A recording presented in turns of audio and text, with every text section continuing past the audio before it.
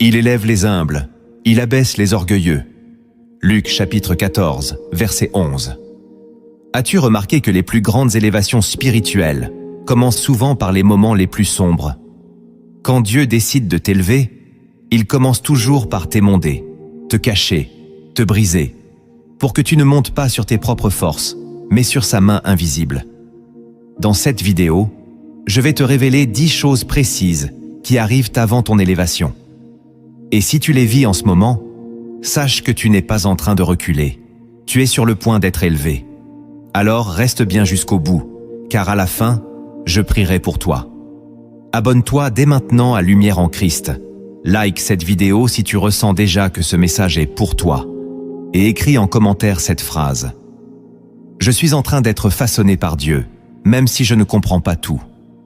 Lorsque Dieu s'apprête à élever un homme ou une femme, il commence presque toujours par l'abaisser aux yeux du monde. Dans la Bible, Joseph fut jeté dans un puits avant d'accéder au trône. David fut pourchassé comme un criminel avant de recevoir la couronne. Moïse passa 40 années dans le désert avant d'être choisi pour délivrer Israël. Cette loi spirituelle ne change pas, car l'élévation divine commence toujours par la transformation intérieure. Le psaume 75, versets 7 et 8 déclare « Ce n'est ni de l'Orient, ni de l'Occident, ni du désert que vient l'élévation. Mais Dieu est celui qui juge. Il abaisse l'un et il élève l'autre. » Trop de croyants rejettent ces saisons de brisement alors qu'elles précèdent souvent un basculement divin.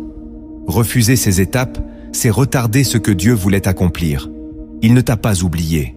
Il te prépare. Avant chaque élévation spirituelle, il y a des signes, des secousses, des transformations invisibles. Dieu ne t'emmène jamais plus haut sans t'avoir préparé plus bas. Ce que tu vis n'est pas un hasard. Voici 10 choses que Dieu permet dans la vie de ceux qu'il s'apprête à élever selon son plan. La première chose qui t'arrive avant que Dieu ne t'élève, c'est qu'il commence par te cacher. Avant l'élévation vient toujours la dissimulation.